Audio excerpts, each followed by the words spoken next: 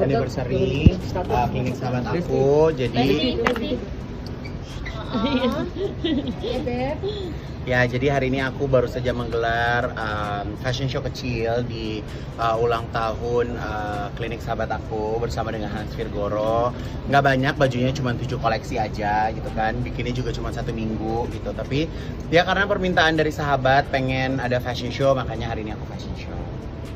Temanya apa sih Kak Igun? Sebenarnya nggak ada tema ya, orang bikin aja cuma seminggu gitu kan. Tapi ya karena teman aku punya jewelry, jadi baju-baju yang aku buat aku kawinkan dengan jewelry karyanya Hans Virgoro.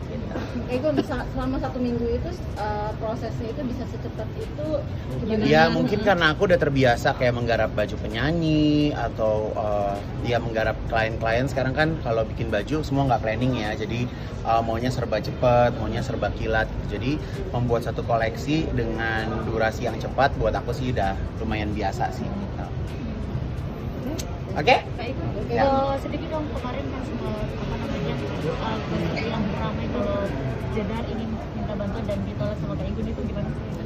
Bukannya ditolak, kalau misalnya di Brownies itu kan pasti ada bercandaan kan gitu. Lagi pula ya kalau misalnya buat aku sama Jedar ya kita saling support ya kan. Tapi kan setiap orang kan juga pasti punya punya kebutuhannya masing-masing gitu. Jadi ya mungkin sifatnya bukan karena nggak mau ngebantu ya gitu, tapi kan angkanya juga lumayan besar gitu kan. Saya juga single parent, Mbak. Jedar malah ada lakinya, saya nggak ada siapa-siapa gitu kan. Jadi ya kita saling menguatkan aja sebagai sahabat. Layak nggak sih dalam arti yang tadi dibilang dia punya laki, dia juga punya usaha, dalam arti dengan ketika kebentrokan. Ya kalau aku sih prinsipnya gini ya, siapa sih orang yang tahu kalau misalnya bisnis itu bakal jadi seperti Jedar gitu. Kita yang udah percaya sama orang, percaya sama sahabat yang setiap hari jadi teman ngobrol aja terkadang bisa jadi masalah gitu. Makanya aku kalau di dalam usaha, aku sebisa mungkin aku nggak kepengen kerjasama sama sahabat atau temen ya gitu. Dan kalau misalnya memang mau kerjasama harus benar-benar ada kontraknya, pembagiannya seperti apa, bekerjasamanya dengan siapa gitu. Dan kalau aku sih ya karena alhamdulillahnya aku bergerak di kecantikan, di fashion gitu. Jadi aku juga nggak ngerti sih kalau masalah jual beli mobil atau jual beli apa gitu, aku juga nggak paham. Jadi makanya kalau aku harus bikin baju baru dapat duit gitu kan. Jadi ya aku berada di wilayah fashion aja gitu. Tapi yang namanya musibah kan kita nggak ada yang pernah tahu seperti apa. Cara nolak halus itu seperti apa sih kalau dari Kak Igun itu setiap orang yang ingin minta bantuan? Kalau sebenarnya kalau buat aku sih ya kalau cara nolak minta bantuan ya apa adanya aku aja gitu. Jadi kalau aku sih daripada minjemin orang ya mendingan kalau misalnya aku lagi ada uang lebih ya mendingan aku bantu seikhlasnya gitu. Igun, maaf untuk masalah Dharma Pro kemarin seperti apa sih sekarang? Rambut riding kemarin itu yang kayak gini. Oh udah selesai, kemarin aku udah sempat datang ke sidang sebagai saksi. Aku udah menjelaskan semua kronologinya dan alhamdulillah insya Allah udah selesai urusannya sama aku. Masih ada singkot hutangnya nggak sih, kan kemarin sudah jadi saksi gitu, berarti udah clear sama sekali clear. Harusnya sih udah selesai ya gitu. Tapi masih berpengaruh nggak sih dengan karyawan-karyawan yang kemarin sempat penyedotan karyawannya Kak Igun? Nggak ada. Saya memang dengan DNA Pro memang murni aku sebagai ambasador dan harusnya kontraknya 3 bulan, tapi sebelum kontraknya habis memang udah saya batalkan gitu. Berarti udah nggak ada panggilan lagi, Kak? Insya Allah, jangan dong. Ya kan? Itu sebagai saksi ya Kak Igun? Iya, sebagai saksi. Ada kerjasamanya seperti apa sih waktu itu, bisa kalau boleh tahu kita sama dia? Kayaknya cukup di ruang sidang ya Beb ya, udah kelar gitu. Karena buat aku terus terang dengan adanya permasalahan itu juga sangat menyita banyak waktu saya. Saya juga pada akhirnya juga nggak dapat apa-apa karena uangnya semua saya kembalikan gitu kan. Yang saya dapat banyaknya cuman repotnya aja gitu. Tapi mungkin yang bisa saya ambil ya memang di dalam kehidupan ini mau nggak mau apapun tuh harus kata hati-hati itu memang harus selalu ada ya gitu. Walaupun kita nggak pernah tahu ya namanya kita mau dapat rezeki ya kan alhamdulillah ya senangnya. Tapi kan kita nggak pernah masa kayak misalnya kita mau dapat rezeki terus orangnya bayar kita tanya uangnya dari mana. Mantan lihat surat-surat perusahaannya segala macam kan kita nggak seperti itu juga gitu. Tapi ya mudah-mudahan aku jadi banyak belajar dengan kejadian kemarin dan insya Allah lebih berhati-hati lagi. Berarti ada hati-hati dalam memilih pekerjaan juga memilihnya ya. Oh udah pasti banget memilih pekerjaan tuh udah hati-hati banget, bekerja sama dengan siapapun juga berhati-hati banget gitu. Jadi itu sudah ada bayaran atau apa sih Kak Igun? Ya kan semuanya udah dibalikin semua. Aku nggak punya apa-apa sekarang. Jadi ya harusnya kan mungkin apa yang udah aku kerjakan menjadi hak aku ya, tapi karena aku ngerasa itu bukan bagian dari rezeki aku seharusnya, jadi aku balikin aja. Berarti rugi materi, rugi waktu juga, dan apalagi Kak menurut Kakak? Ya semua bentuk kerugian nempel ya gitu kan, apalagi sekarang kan dunianya sosial media.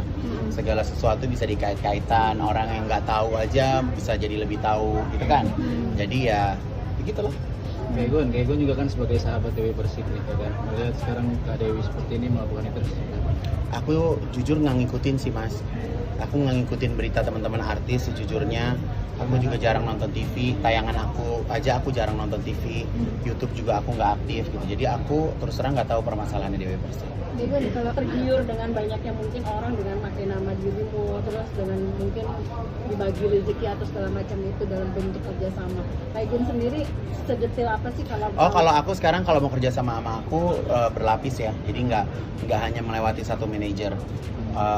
Bahkan sekarang aku juga bentuk kerjasama juga akan mungkin dengan lawyer gitu kan, jadi ya tahapnya lebih ribet lah. Banyak menjanjikan dengan orang kerja sama kayak gitu sendiri. Saya pokoknya nggak terima janji-janji ya saya mah kerja yang pasti-pasti aja gitu, karena apa ya semuanya itu memang aku harus pasti sih gitu. Jadi kalau konteks kerjanya seperti apa. Dengan ketika itu langsung mengembalikan atau gimana Kak Igun? Apa ikut sidang dulu sebagai saksi? Coba dilihat liputan infotainment ya. Kemarin teman-teman infotainment udah kayak mau makan gue tuh di Bares Krim ya kan. Jadi buat aku sih ya karena memang pas kebetulan ketemu teman-teman jadi aku jawab. Kebetulan mood aku juga lagi bagus jadi aku jawab. Tapi ya namanya mau setenar apapun sosok selebriti itu kan sama seperti kalian ya. Jadi aku bukannya nggak mau bercerita, tapi aku rasanya nggak punya kapasitas untuk membangkitkan luka lama, cerita-cerita yang sudah terjadi gitu kan. Itu aja.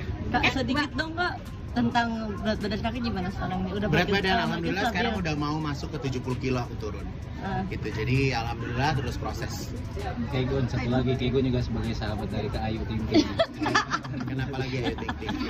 Makanya masih dengan Aku seneng sih, aku seneng Ayu Ting Ting mau deket dengan siapapun aku senang, aku dukung gitu karena ya bagaimanapun juga dia juga harus melanjutkan kehidupannya, ada jodohnya gitu, daripada selalu dikait-kaitin sama aku yang nggak ada ujungnya kan juga sayang kan gitu. Jadi ya aku berharap mau Ayu dekat sama Boy atau mau dengan siapapun itu aku dukung karena kita berteman setiap hari ketemu, chemistry kita juga selalu ada gitu kan. Jadi kalau ada berita bahagia dari sahabat ya pastinya senang. Tapi bentuk rasa sayangnya Kak Igun sendiri ke Ibu Ayu itu seperti apa sih Kak?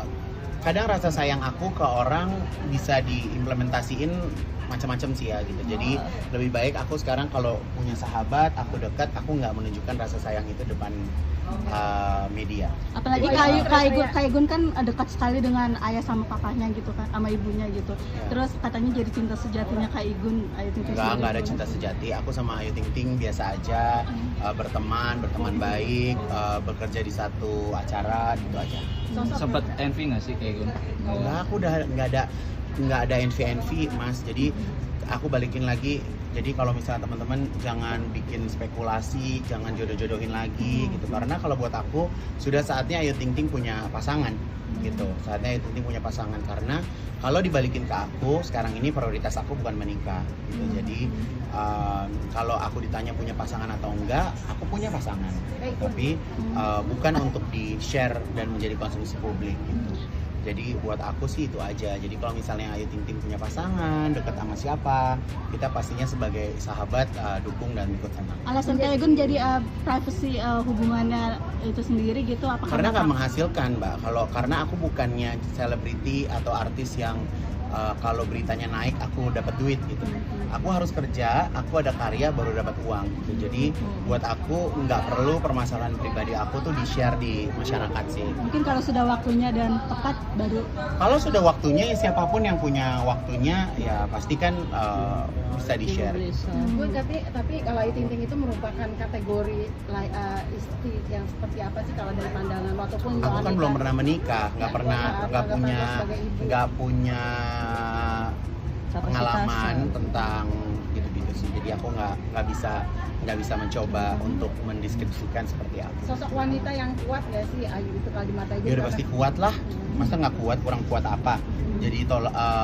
Jadi tulang punggung, kerja keras setiap hari gitu, menghidupi keluarganya gitu kan. Jadi ya kalau misalnya dia pun mendapatkan pasangan ya harus pasangan yang lebih dari dia, pasangan yang bisa ngejaga dia sih. Oke. Ayu Ting Ting. Gak usah pesen tiap hari WhatsAppan.